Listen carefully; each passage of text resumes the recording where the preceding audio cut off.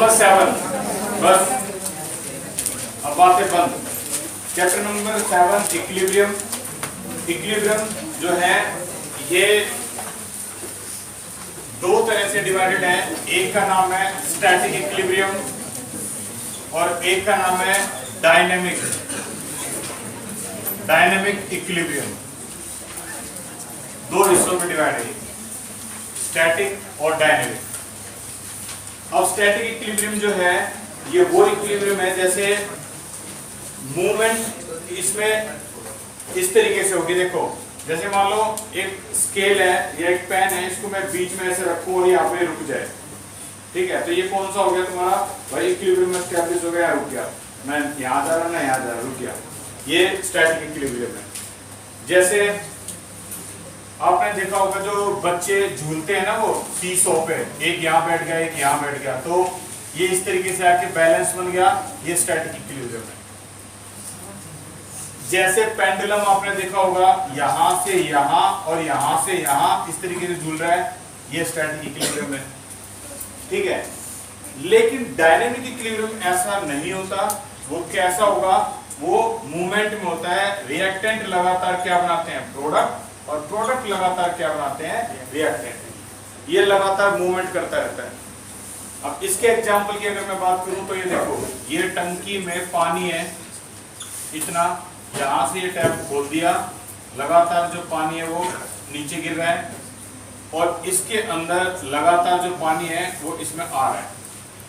जिस स्पीड से गिर रहा है उस स्पीड से आ रहा है। हमें क्या लगेगा कि ये पानी यहां पर क्या है, कांस्टेंट, यही रुका हुआ है पानी, ना तो इसका लेवल बढ़ रहा है ना घट रहा है। तो ऐसे इक्विलिब्रियम को क्या बोलेंगे हम, डायनेमिक, जहां पर दो प्रोसेस हैं, rate of inward equal to rate of outward, दो प्रोसेस लगातार होंगी यहाँ पे। और भी इसके जनरल एग्जांपल देखो, एक मॉल है, मॉल के अंदर 1000 लोग हैं जो शॉपिंग कर रहे हैं, 1000 लोग, चलो ध्यान से, 25 लोग शॉपिंग करके मॉल से निकलते हैं और उसी टाइम पे 25 लोग मॉल के अंदर आ रहे हैं। बताओ अब लोग कितने हैं इस मॉल के अंदर, अभी भी 1000 है। इसमें रेट ऑफ एस्केपिंग, जो लोग बाहर निकल रहे हैं, और रेट ऑफ एंट्री या rate of exit, rate of entry क्या है, दोनों बराबर है। ऐसे इक्विलिब्रियम को बोलेंगे हम डायनेमिक इक्विलिब्रियम, जिसमें मूवमेंट नजर आती है, ठीक है। दो एग्जांपल हो गए। तीसरा एग्जांपल, और ये कई बार डिस्कस हो गया एग्जांपल, अगर 0 डिग्री सेल्सियस वाले पानी में मैं क्या डाल दूं, आइस क्यूब डाल दूं, जो पानी कितना हो, 0 डिग्री सेल्सियस पे हो, मेंटेन कर रखा है 0 डिग्री सेल्सियस। तो बताओ ये आइस क्यूब पिघलेगा या नहीं पिघलेगा, डिस्कस करा था ना हमने। दिखने में ये ऐसा कैसा दिखाई देगा, बिल्कुल ऐसा कैसा, लेकिन असलियत क्या होगी, 0 डिग्री ऐसा टेम्परेचर होता है, सुनो, 0 डिग्री ऐसा टेम्परेचर होता है जिसपे कोई भी चीज जाके फ्रीज होती है, जमती है, और 0 डिग्री ही ऐसा टेम्परेचर होता है जिसपे कोई चीज पिघलती है। यानी मेल्टिंग और फ्रीजिंग दोनों इसी पे होते हैं। तो यहां से 10 मॉलिक्यूल्स के अगर टूटेंगे तो सराउंडिंग के 10 मॉलिक्यूल्स पे क्या हो जाएंगे, जुड़ जाएंगे। यानी रेट ऑफ फ्रीजिंग इक्वल हो गया किसके, रेट ऑफ मेल्टिंग। तो हमें कैसा दिखाई देगा आइस क्यूब, ऐसा का ऐसा, ठीक है। Rate of freezing equal rate of melting. और आगे अगर हम चले इसमें, तो एक और एग्जांपल डायनेमिक इक्विलिब्रियम का क्या है, ये है, एक गिलास में पानी है और इसमें चीनी डालो, 1 चम्मच चीनी डालो, घोलो, घुल गई, फिर 1 चम्मच और चीनी डालो, घोलो, वो भी घुल गई, फिर 1 चम्मच और डालो, घोलो, वो भी घुल गई। लेकिन अब जो चौथी चम्मच आप डाल रहे हो ना, अब नहीं घुल रही, अब सारे चीनी के क्रिस्टल नीचे सेटल डाउन हो गया ऐसे। कोई बच्चा बताएगा अभी घुल क्यों नहीं रही भाई, एक वर्ड है बस, कहां से है, रोहन, तुमने बताया, अमीश, बहुत बढ़िया, सैचुरेटेड सॉल्यूशन बन गया भाई, ये बन गया सैचुरेटेड सॉल्यूशन। और ये क्या होता है सैचुरेटेड सॉल्यूशन? ऐसा सॉल्यूशन जिसमें नो मोर सॉलिड डिसॉल्व। इसकी डेफिनेशन बोल रहा हूं, the solution in which no more solid will be dissolve in the solvent. ये आपने क्या बोला था? Solution at which no more cheeni will dissolve in the solution. अब चीनी नहीं घुलेगी। दिखने में क्रिस्टल ऐसे कैसे दिखाई देंगे, लेकिन ये साइंस की सच्चाई नहीं है। सच्चाई क्या है? लगातार चीनी के क्रिस्टल टूट रहे हैं और लगातार पानी में घुले हुए चीनी, पानी में घुली हुई चीनी क्या बन रही है? क्रिस्टल बन रही है। अगर मान लो 10 पार्टिकल इसके टूटते हैं तो 10 पार्टिकल आपके क्रिस्टल बन रहे हैं। अब तुम कहोगे क्रिस्टल कैसे बन रहे हैं, क्योंकि ये तो हमने डे टू डे लाइफ में देखा नहीं। तो एक काम करो, गरम गरम जलेबी आधी खाकर आधी फ्रीज में रख दो और सुबह देखना उस पर क्या बनते हैं? व्हाइट कलर के क्रिस्टल। बस वैसे क्रिस्टल यहाँ पूरे सॉल्यूशन में से इसमें बन रहे हैं और चीनी के क्रिस्टल टूट टूट के सॉल्यूशन में जा रहे हैं। इससे हम क्या कहेंगे? इसे हम कहेंगे रेट ऑफ डिसोल्यूशन। किसके इक्वल हो गया? रेट ऑफ क्रिस्टलाइजेशन, इसके इक्वल हो गया। 10 मॉलिक्यूल अगर डिसॉल्व हो रहे हैं तो 10 मॉलिक्यूल क्रिस्टल बन रहे हैं। चीनी ऐसी कैसे दिखाई दे रही है? ठीक है, this is called dynamic equilibrium. तो जल्दी से डेफिनेशन 2 लिखो। सबसे पहले लिखो स्टैटिक इक्विलिब्रियम और फिर dynamic equilibrium.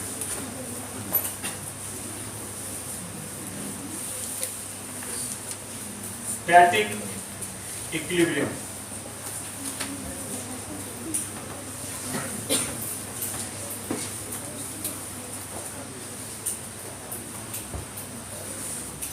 Static equilibrium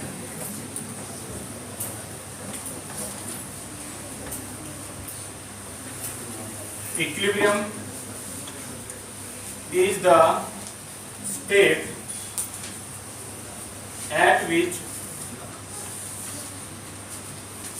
the concentration of reactant and product do not change with time. Equilibrium is the state at which the concentration of reactant and product do not change with time. Static में तो क्या होता है? शांत। लेकिन dynamic में क्या होता है? मूवमेंट, ये चेंज होता है। तो अगली डेफिनेशन है डायनेमिक इक्विलिब्रियम। और डायनेमिक इक्विलिब्रियम क्या है?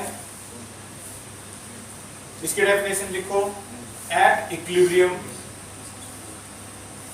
both forward and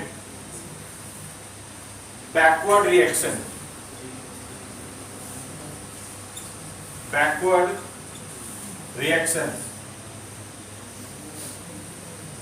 are taking place। पीछे बात नहीं भी, हेलो, या तो बाहर जाओगे या आगे आओगे, आगे दो ही जगह बस।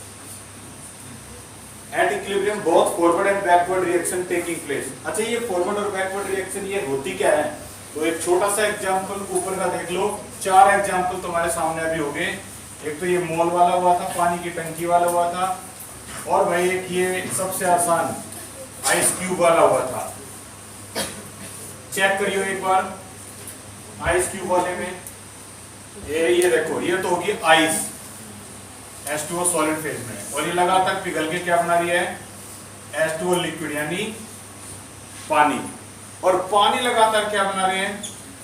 आइस। तो बताओ ऊपर वाले एरो को क्या बोलोगे? फॉरवर्ड या बैकवर्ड?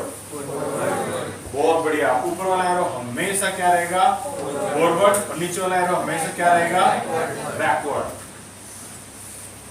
तो at equilibrium both forward and backward reaction are taking place, and the rate of forward and backward reaction are equal. The rate of forward and backward reaction are equal. This equilibrium is called dynamic equilibrium. This equilibrium is called dynamic equilibrium. In short, अगर हम बोलें तो ऊपर वाला शांत है लेकिन नीचे वाले में लगातार मूवमेंट हो रही है, फॉरवर्ड भी और बैकवर्ड भी।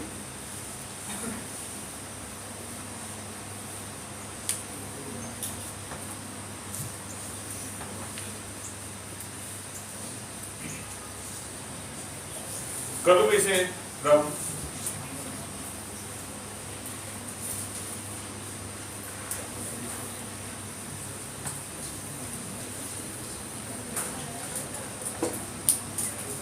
चलो अब जल्दी से लिखो इरिवर्सिबल रिएक्शन।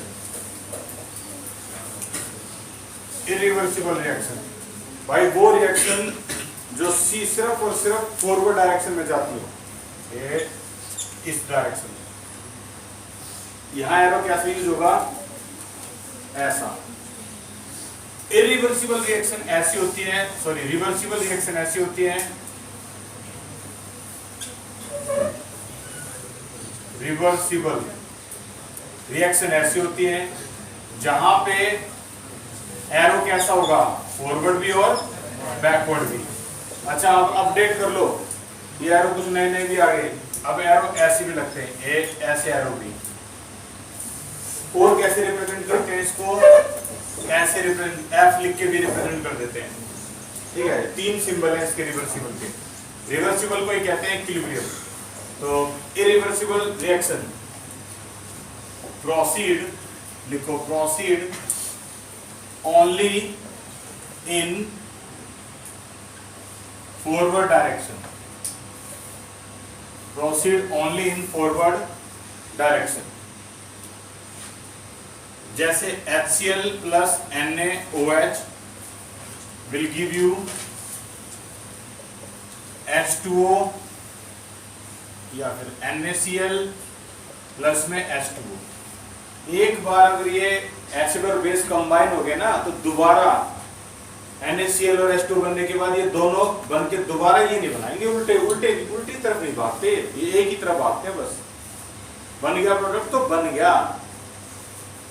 जैसे कार्बन एक बार अगर जल गया C+O2 CO2, तो ये नहीं कि दोबारा CO2 से दोबारा कार्बन और O2 बनेगा, नहीं, एक ही डायरेक्शन रहेगी। तो ये कोई इक्विलिब्रियम प्रोसेस नहीं हुई। लेकिन रिवर्सिबल रिएक्शन कैसे होती है, ये इक्विलिब्रियम वाली रिएक्शन होती है। और इस सर्कल में मैं जितनी भी रिएक्शन लिखने वाला हूं ना वो सारी रिवर्सिबल है, सारी इक्विलिब्रियम वाली है। और सारी हम केमिकल, दो तरह के इक्विलिब्रियम है, केमिकल इक्विलिब्रियम और एक आयनिक इक्विलिब्रियम। ये चैप्टर दो हिस्सों में डिवाइडेड है। अभी हम जो लगातार पहले पार्ट को कर रहे हैं, केमिकल इक्विलिब्रियम चल रहा है। पहला ऐसा चैप्टर है जो सबसे बड़ा चैप्टर है, इसके टोटल एक्सरसाइज के क्वेश्चन ही 73 है। सबसे बड़ा चैप्टर ये पूरी केमिस्ट्री का। दूसरे नंबर पर आता है स्ट्रक्चर ऑफ एटम। इसके एग्जाम्पल 28 एग्जाम्पल है, यानी टोटल 101 क्वेश्चन है इसके। अब बताओ तुम्हें रिफ्रेशर की जरूरत है, 101 क्वेश्चन तो इसलिए करने पड़ेंगे। और कुछ क्वेश्चन ऐसे जिनके 5-5, 6-6 पार्ट है। तो कहने का मतलब ये हुआ, इसके 101 क्वेश्चन। और ये देखिए एक बार इस हिस्से में, ये स्ट्रक्चर ऑफ एटम के एक्सरसाइज के 67, 18 एग्जाम्पल, 85 क्वेश्चन इसके थे। लेकिन ये क्वेश्चन थोड़े से टफ थे। ये वाले क्वेश्चन बहुत आसान है, सिंपल से क्वेश्चन है। टमाटर की पीएच निकालो, ऐसे क्वेश्चन है, ठीक है ना, आसान। इसलिए जो मुश्किल चैप्टर था वो ये था, स्ट्रक्चर ऑफ एटम। ये नहीं है, जो मजेदार चैप्टर है। इन रिएक्शन को देख लो, ये पूरे केमिकल इक्विलिब्रियम में 5 रिएक्शन घूम फिर के आती रहेंगी। N2 + 3H2 will give you 2NH3। Morning के बैच में कोई नहीं बता पाया। इससे पहले बैच में तो सरप्राइज होगा, एक बच्चे ने इसका आंसर बता दिया, गोविंद ने। कैसे बता दिया, समझ से बात थी। तुम्हारे बैच में कोई बता देगा? The naming reaction known as एंड्रेज। Shreyansh, very good. इज्जत बचाते हुए इस बैच की। वेरी गुड, एक बच्चा इस बैच से है। हैबर प्रोसेस, और अगर इससे बचना हो 12th में भी फिर आएगी Haber process, contact process, Oswald process. ये तो बहुत जनरल प्रोसेस जरूर आएगी 12th में भी। इस साइन को बोलो, क्या बोलते हैं इस साइन को? रिवर्सिबल, ठीक है, या फिर इक्विलिब्रियम। इसी साइन का नाम है इक्विलिब्रियम, इसी का चैप्टर पढ़ रहे हैं हम, इक्विलिब्रियम, ठीक है। अब 2SO2 plus O2 will give you 2SO3। ये भी रिएक्शन बहुत पॉपुलर है। सल्फर डाइऑक्साइड से क्या बनता है? Sulphur trioxide. PCl5 will give you PCl3 plus में Cl2। ये हो गया। 2NO will give you N2 plus में O2। ये रिएक्शन होगी। H2 प्लस में I2 will give you 2HI। ये रिएक्शन होगी। तो ये 5 रिएक्शन ऐसी हैं जो इस चैप्टर में घूम घूम के आएंगी, बार बार। जनरल आम बात बन जाएगी। न्यूमेरिकल इन्हीं पे, डेरिवेशन इन्हीं पे, कॉन्सेप्ट इन्हीं पे, सब इन्हीं पे होगा। और ये 3 सिंबल हैं, याद रखियो। आम लोग सिर्फ यही जानते हैं, खास लोग ये दोनों भी जानते हैं, ठीक है। इक्विलिब्रियम के सिंबल, रिवर्सिबल, इरिवर्सिबल रिएक्शन, ये भी खत्म।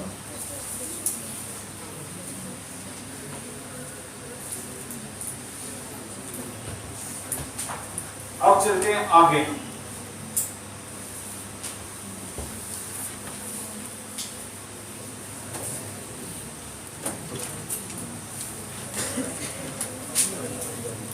एक बार फिर से रिपीट कर रहा हूं मैं।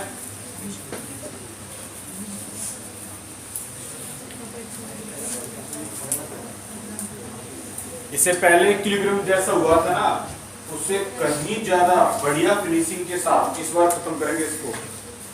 और इसके लिए मेरे को ना डबल मेहनत करनी पड़ेगी। मेरे को तकरीबन 30 से 40 मिनट लगते हैं हर चैप्टर का पैटर्न बनाने में। तो इस चैप्टर का एंड तक पैटर्न बनाएंगे इसका, ठीक है।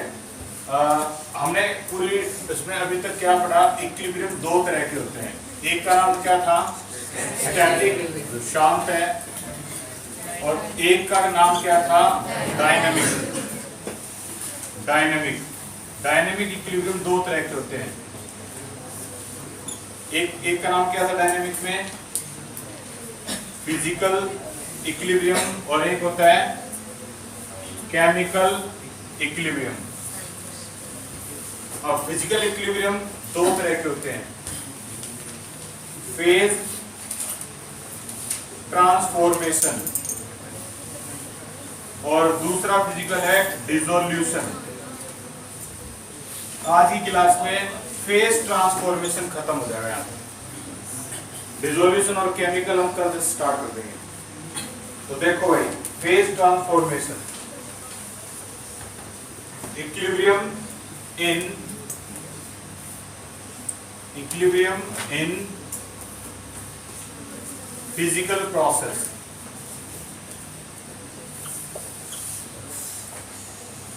Equilibrium in physical process। Number 1, solid liquid equilibrium। Number 2, liquid gas equilibrium। Number 3, solid gas equilibrium।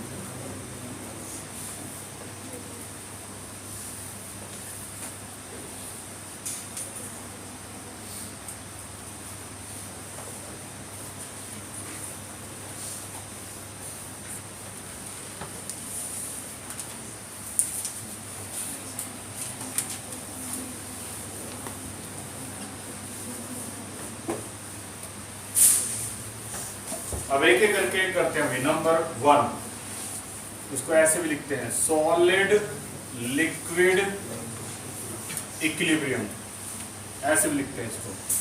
चलो लड़कियों में बताओ, सॉलिड से लिक्विड में जाने को क्या बोलते हैं?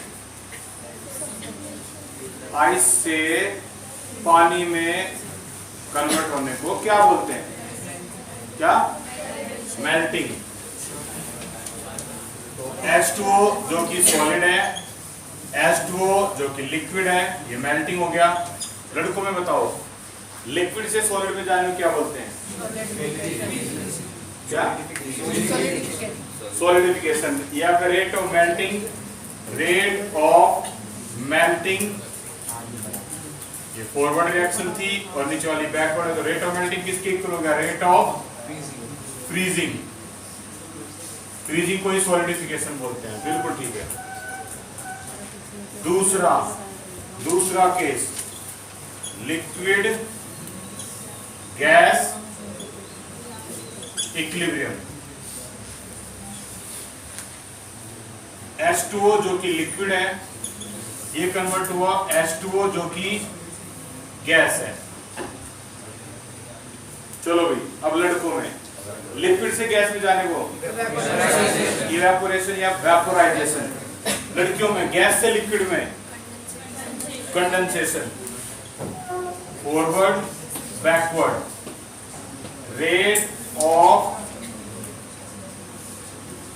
वेपोराइजेशन इक्वल हो गया रेट ऑफ कंडेंसेशन। चैप्टर को संभालना है ना, तो रंग बिरंगे नोट्स बना दो, और वो भी नहीं बना पाओ तो कम से कम नोट्स बना दो।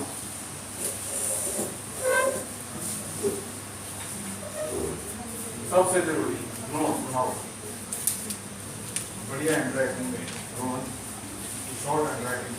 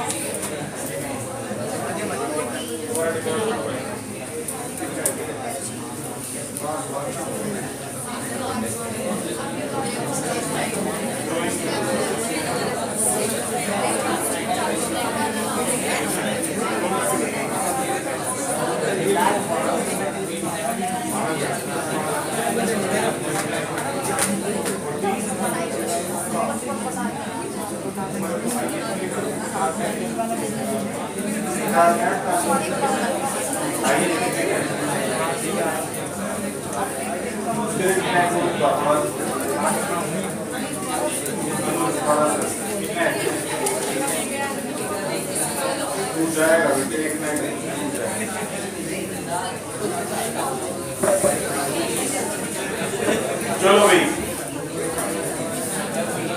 एक तो ना इतने टॉपर है, ये सारे के सारे ना इकट्ठे करने मुश्किल हो जाए भाई। ये आए हैं 60 आर के memorial, RK memorial, Raninder Gupta, very good Raninder. और बाकी जिसके ना 50 आ रहे हैं, ये बहुत नंबर होते हैं, बता रहा हूँ। अब ना मैं ज्यादातर इनके नाम ऐसे लिख देता हूँ तो तुम्हारे ऊपर ना एक ना मेंटली प्रेशर आ जाता होगा यार, ये कैसे आ गए। तो मैं बता रहा हूँ 50 जो होते हैं ना 45, मैंने रेंज बता दी। पहला 70 का अटेम्प्ट अगर कोई कर रहा है और वो 45 to 55 के बीच में रह रहा है या 50 के बीच में रह रहा है, 45 प्लस आ रहे हैं ना जिसके पहले अटेम्प्ट में, these are गुड मार्क्स, बशर्ते बिना चीटिंग के हो, चीटिंग वाले नहीं होने चाहिए, ठीक है। केशव तुम्हारा डीएवी है और वो दिव्यांश का केवी है। अच्छा, सुमित माथुर तुम्हारा डीएवी है।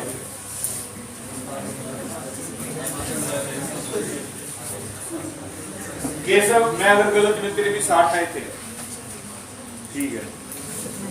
और देखो आगे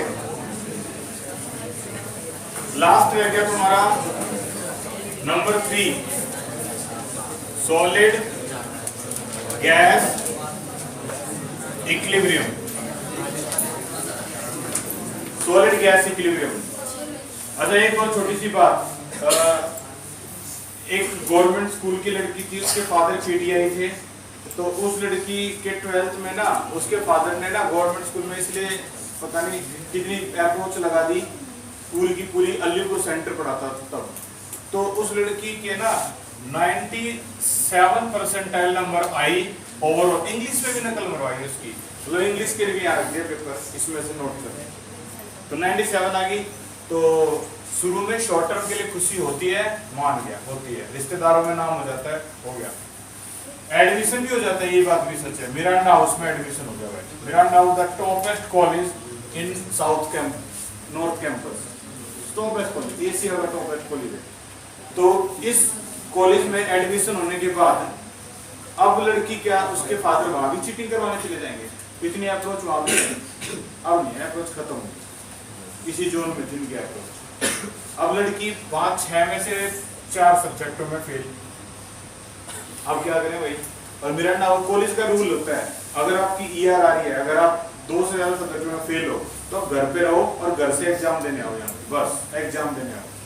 अगर आप वो क्लियर कर पा रहे हो तब अगले सेमेस्टर में एंट्री मिलेगी, नहीं तो नहीं मिल सकती।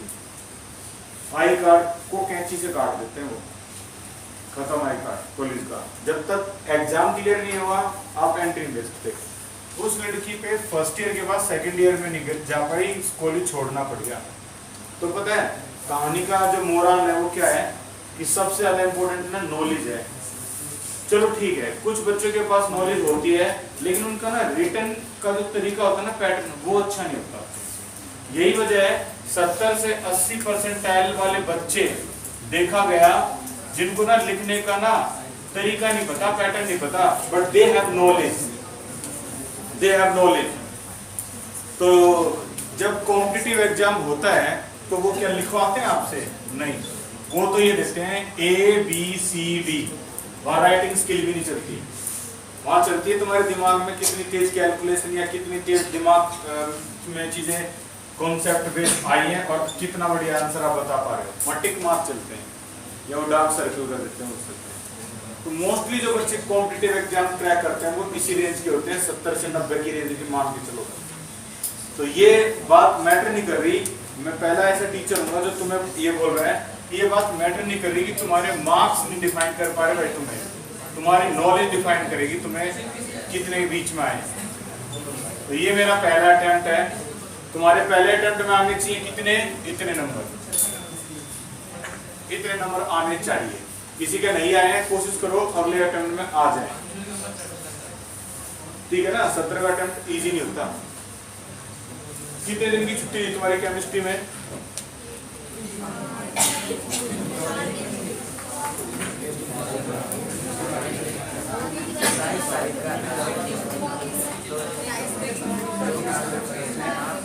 और बीच में दिवाली भी आ गई।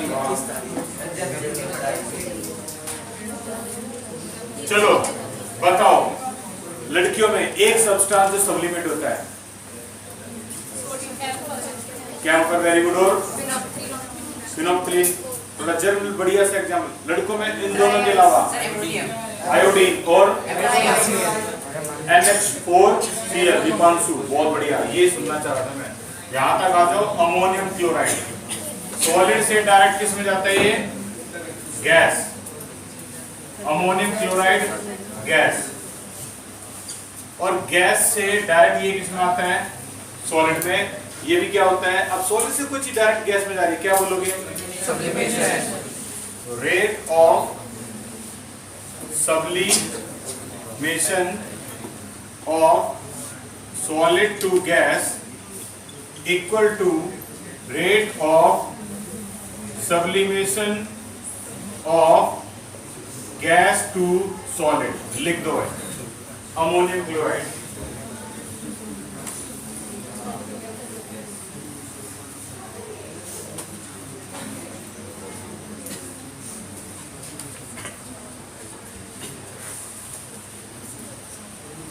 इलेवेंथ में नॉलेज कलेक्ट करते रहो, ट्वेल्थ में नॉलेज कलेक्ट करते रहो, मेन मकसद बना लो CBSE बस।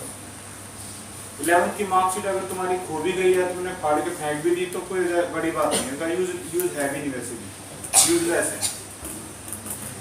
लेकिन 12th की अगर खो दिया, फाड़ दी, तो तुम्हें 3 महीने चक्कर काटने पड़ेंगे CBSE हेडक्वार्टर के।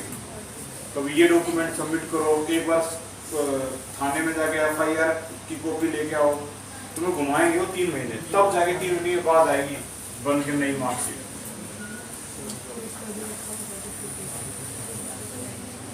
कभी से लिखो dissolution,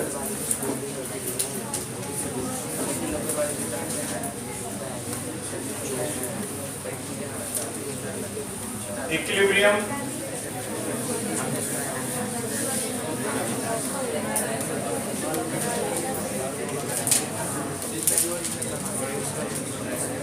equilibrium involving dissolution. So number 1, solid in liquid, फर्क कितना पड़ जाता है? वहां था सॉलिड लिक्विड इक्विलिब्रियम, यहां जाएगा सॉलिड इन लिक्विड। एक बार फिर से रिपीट कर रहा हूं मैं, गिलास पानी और उसमें 1 चम्मच चीनी डिजोल्व होगी, 2 होगी, 3 होगी, लेकिन चौथी डिजोल्व नहीं हो रही, और नीचे क्या बन जा रहे हैं इसके? क्रिस्टल। क्योंकि अटेन क्या हो चुका है? सैचुरेटेड सॉल्यूशन, सैचुरेशन अटेन हो गया, सैचुरेटेड सॉल्यूशन। अब घुलना बंद हो जाएगा। बस लास्ट पॉइंट, कॉर्पोरेट वर्ल्ड में ना इसका वर्ड का यूज करते हैं, कई बार बॉस धमकाता है ना वहां पे कॉर्पोरेट में, तो तुमने ये काम नहीं किया, तो ना एक एम्प्लॉय लगातार सुनता है, जब एक लेवल क्रॉस हो जाता है ना उसका धमकाने का, तो कहते हैं कि उसका सैचुरेटेड लेवल आ गया, अब नहीं सुनेगा वो, तो उसी टाइम वो फाइल उठाता है, उसी टाइम सामने फाड़ के उसके ऊपर फेंक के कहता है I quit your job। ठीक है, और उसके टेबल पे पानी ऐसे फेंक के अपने घर आता है। तो वो ये वर्ड यूज किया जाता है वहां पे कि उस एम्प्लॉय का क्या हो गया था? सैचुरेटेड पॉइंट आ चुका था, अब वो उससे ज्यादा नहीं सुन सकता, अब उससे ज्यादा वो क्या नहीं हो सकता? डिसॉल्व नहीं हो सकता, वो यहाँ यूज करते हैं। तो सुनना भाई जरा ध्यान से, इसमें क्या है?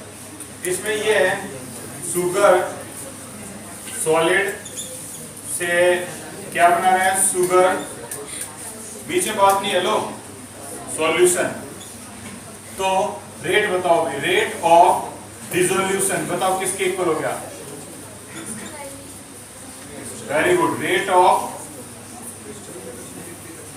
क्रिस्टलाइजेशन।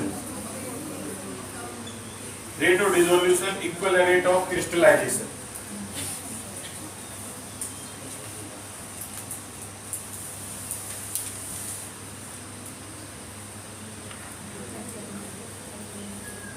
डेफिनेशन लिखो, सैचुरेटेड सॉल्यूशन क्या होती है? The solution in which the solution in which no more solute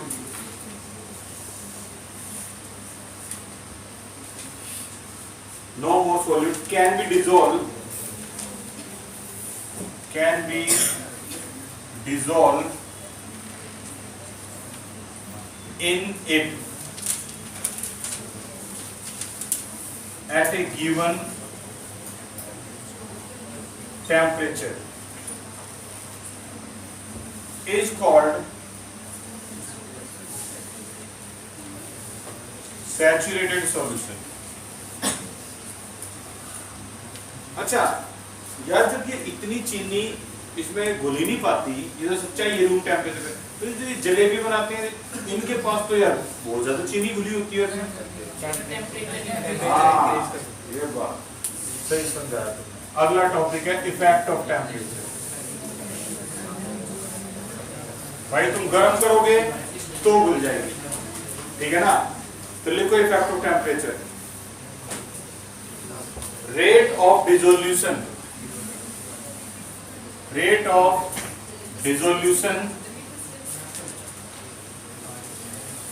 increase with increase of temperature. Rate of dissolution increase with increase of temperature.